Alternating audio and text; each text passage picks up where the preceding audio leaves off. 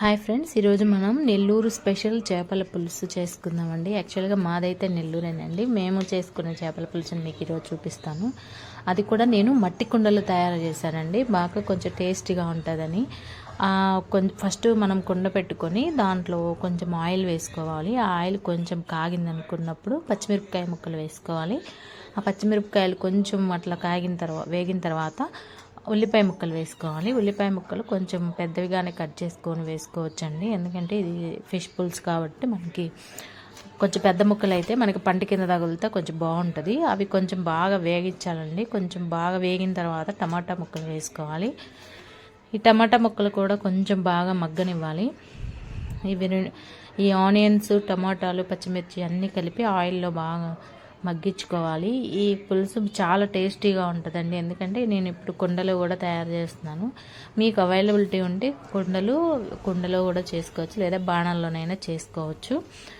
మనం ఎప్పుడు చేసుకునే ప్యాన్లోనైనా చేసుకోవచ్చు. ఇప్పుడు కొంచెం వేగిన తర్వాత మనకి ఆయిల్ పైకి తేలుతుందండి. పైకి తేలింది అనుకున్నప్పుడు చూడండి, అప్పుడు ముక్కలు కూడా మనకి మెత్తగా ఉడికిపోతాయి. ఇవి బాగా ఉడికిన తర్వాత ఇప్పుడు మనం కొంచెం దాంట్లో పసుపు వేసుకోవాలి. ఈ పసుపు వేసుకొని అలాగే దీంట్లో కొంచెం ఉప్పు కూడా వేసుకోవాలి. అలాగే ఉప్పు, కొంచెం కారం కూడా వేసుకోవాలండి. అన్నీ వేసుకొని బాగా కలుపుకోవాలి.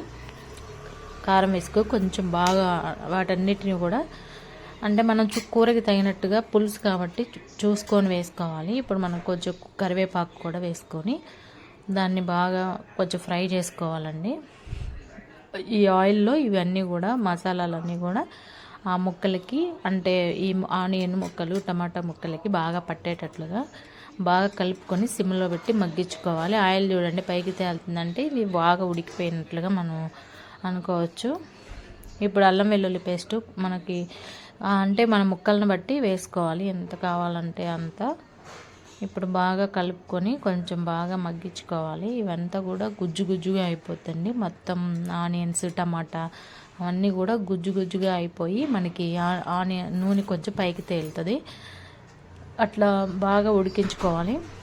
ఈలోపు మనం చింతపండు నానబెట్టుకొని రసం తీసి పెట్టుకోవాలి. ఆ రసాన్ని ఆ కుండలో వేసుకొని బాగా కలుపుకోవాలి. కలుపుకున్న తర్వాత మనకి పులుసు ఎంత కావాలంటే అంత వేసుకోవచ్చు. ఈ మధ్యలో మనం ఏం చేయాలంటే కొంచెం మెంతులు, జీలకర్ర, ఆవాలు, ఈ పొడేనండి ఈ పులుసుకి స్పెషల్. కొంచెం లైట్గా ఫ్రై చేసుకొని మెంతులు, జీలకర్ర, ఆవాలని ఇట్లా పొడిలాగా చేసుకోవాలి. అందులో కొంచెం వెల్లుల్లిపాయ కూడా వేసి మిక్సీ పట్టుకొని ఆ పొడి మొత్తాన్ని కూడా ఇప్పుడు కాగుతున్న పులుసులో వేసుకోవాలి.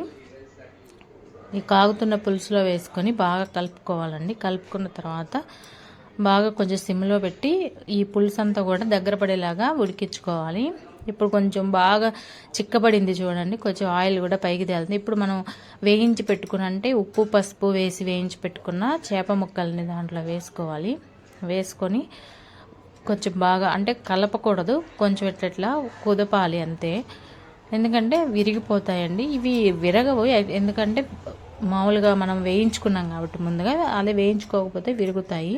ఇప్పుడు మూత పెట్టి కొంచెం బాగా ఉడికించుకోవాలి. దగ్గర పడినది అనుకున్నప్పుడు మనం కొత్తిమీర కూడా వేసుకోవాలి. నేను ఆల్రెడీ వేసేసానండి, ఇవి కొంచెం మిస్ అయింది వీడియో. ఇట్లా బాగా దగ్గర పడి ఉడికితే మనకి చిక్కగా కనిపిస్తుంది. ఆ చిక్కగా కనిపించినప్పుడు చూడండి ఆయిల్ కూడా పైకి తేలింది.